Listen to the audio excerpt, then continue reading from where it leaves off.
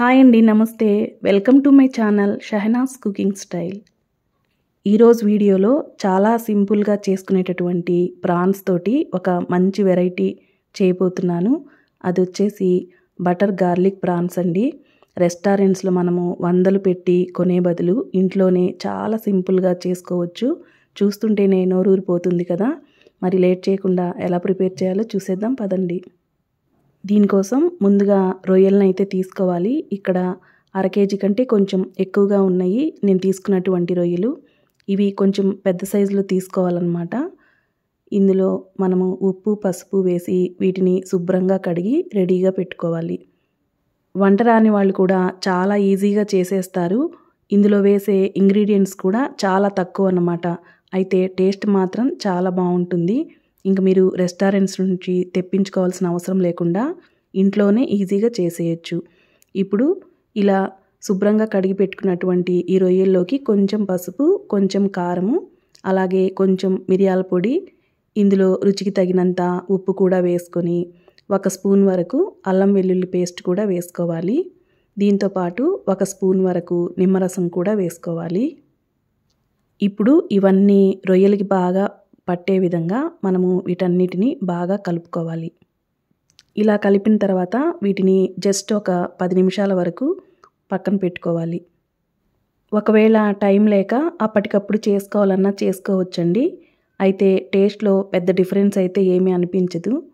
ఇప్పుడు stove on చేసి ఇందులోకి 2 నుంచి 3 స్పూన్ల వరకు ఆయిల్ వేసుకోవాలి.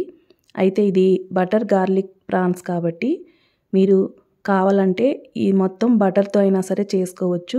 నేనైతే కొంచెం ఆయిల్, కొంచెం బటర్ వేసుకున్నాను. ఇప్పుడు ఈ బటర్ మొత్తము కరిగిన తర్వాత ఇందులోకి మనము కలిపి పెట్టుకున్నటువంటి ఈ రొయ్యల్ని ఒక్కొక్కటిగా వేసుకోవాలి. అంటే మొత్తం ఒకేసారి వేసుకోకుండా కొంచెం విడివిడిగా ఉండేలాగా ఈ విధంగా వేసుకోవాలన్నమాట. ఇలా రొయ్యలన్నిటినీ వేసుకున్న తర్వాత దీని మీద మూత పెట్టి కాసేపు ఉడకనివ్వాలి.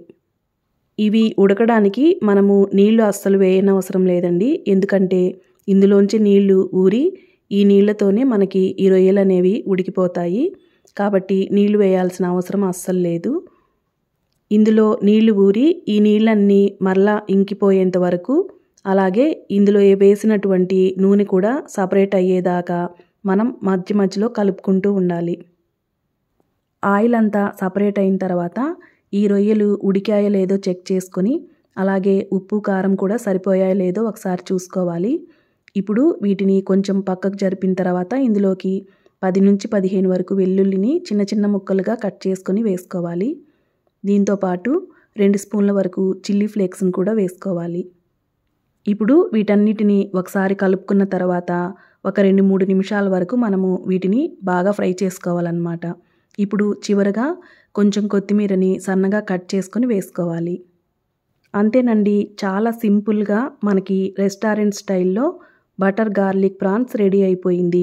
చూస్తుంటేనే నోరూరిపోతుంది కదండి. ఇంకెందుకు ఆలస్యం, మీరు కూడా ఒకసారి తప్పకుండా ట్రై చేయండి. సో ఇదండి ఇవాల్టి రెసిపీ. నెక్స్ట్ మళ్ళీ ఇంకొక రెసిపీ తోటి మళ్ళీ కలుద్దాము. ఈ వీడియో మీకు నచ్చితే లైక్ చేయండి. నా ఛానల్ని తప్పకుండా సబ్స్క్రైబ్ చేసుకోండి.